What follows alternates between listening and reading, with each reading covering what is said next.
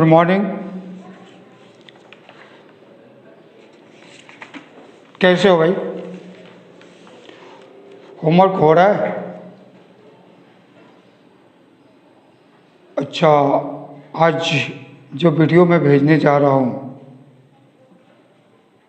उस वीडियो में के साथ कुछ क्वेश्चन भी मैं भेजूंगा। मैंने इस सप्ताह में टोटल क्वेश्चन भी जाएगा। तुम लोग होमवर्क कर लेना। और मैथ तो मैंने क्लास में यूट्यूब पर मैंने करवाया है और उस मैथ को होमवर्क के कॉपी में कर लेना, मैं उसको नहीं करूँगा। अब मैं हिंदी का चैप्टर करवाने जा रहा हूँ, क्लास 5। एक बूंद, एक बूंद कविता, 12 नंबर चैप्टर, पाठ नंबर 12। इसके पहले मैंने अलाउद्दीन और दीपक, जादुई दीपक करवाया था। उसके बाद अपराध भी मैंने एक बार करवा दिया था हल्का सा। अब मैं एक बूंद करवा रहा हूँ। एक बूंद क्या है? एक बूंद एक कविता है। एक बूंद यानी बूंद बारिश का बूंद। जो बूंद आसमान में बादलों में रहता है। बादल कैसे बनते हैं? तुम लोग देखे होगे, तुम्हारी मम्मी खाना बनाती है तो उस खाना से बनते वक्त में भात जब गर्म हो जाता है या कोई भी सब्जी गर्म हो जाता है तो तुम लोगों ने देखा होगा कि उससे एक सादा रंग का वाष्प निकलता है। वो वाष्प धीरे धीरे धीरे धीरे ऊपर उठते उठते वो आसमान में जाता है और वहाँ जमा हो जाता है, जिसे हम बादल कहते हैं। और वही बादल जब फिर ठंडा होता है तो वह पानी के रूप में धरती पर आकर गिरता है। और वो जो पानी के बूंद के रूप में जो धरती पे गिरता है उसे को एक बूंद कहते हैं। इस वाष्प में बहुत ही शक्ति होती है। तुम लोग को मालूम होना चाहिए, जेम्स बॉन्ड जो थे उन्होंने अपनी मम्मी का खाना बनाते हुए देखा और एक ढक्कन से बंद किया हुआ था। धीरे धीरे धीरे धीरे ढप ढप ढप ढप करने लगा। उनको डिस्टर्ब हुआ तो उन्होंने एक कुछ और भारी रख दिया। थोड़ा देर बाद वो भी ढप ढप करने लगा और उसी के ऊपर उन्होंने रेलवे इंजन का स्टार्ट किया था। तुम लोग को वाष्प पानी में बदलते ये चेक करना हो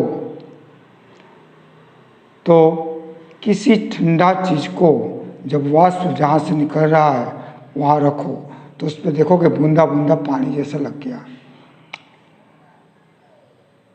और वो थोड़ा देर बाद जमा होकर नीचे की तरफ गिरने लगा।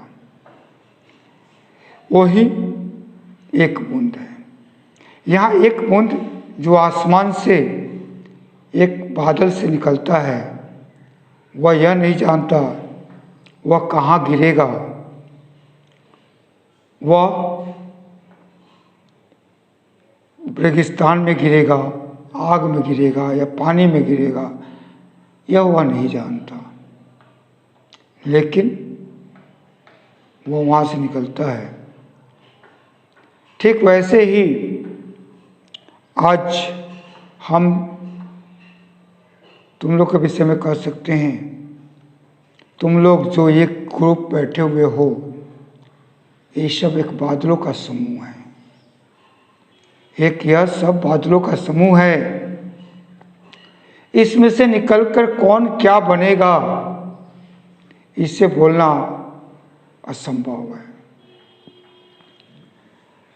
लेकिन इतना ज़रूर मैं बोलूँगा, अच्छा कर्म करोगे, अच्छा तरह से रहोगे, अच्छी तरह से मेहनत करोगे तो कामयाबी मिलेगी। अगर अच्छी तरह से नहीं करोगे तो कामयाबी नहीं मिलेगी। ठीक है, मैंने इस चैप्टर के विषय में बहुत कुछ बोला। अब मैं इस कविता को एक बार पढ़ दे रहा हूँ, तुम लोग जरा ध्यान से 12 लाइन इस कविता को तुम लोग याद कर लोगे और 12 लाइन कविता को बिना देखे हुए लिखोगे। अब मैं एक बूंद कविता जिसे अयोध्या सिंह उपाध्याय हरिऔध ने लिखा था, इसके विषय में मैं बोलता हूँ।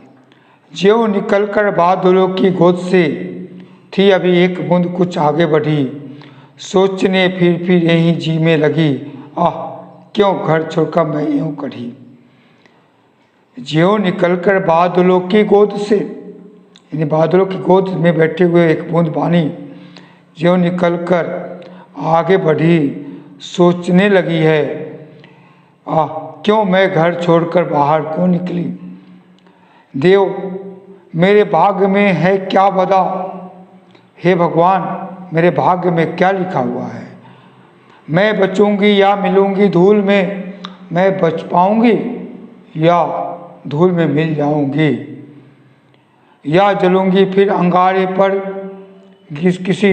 किसी अंगारे पर गिरकर जलकर भस्म हो जाऊंगी। चुप रहूंगी या कमल के फूल में, चूक कर मैं कमल के फूल पर गिरूंगी कि नहीं।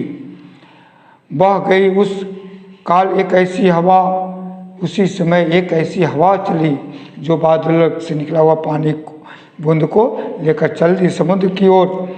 वह समुद्र की ओर आई अनमनी, वह समुद्र की ओर लेकर चली जा रही है। एक सुंदर शिप का मुंह था खुला, एक सुंदर शिप का मुंह खुला हुआ था, वह उसी में जा गिरी मोती बनी, और वह उसमें गिर गई तो मोती बनी। लोग यूं ही झिझकते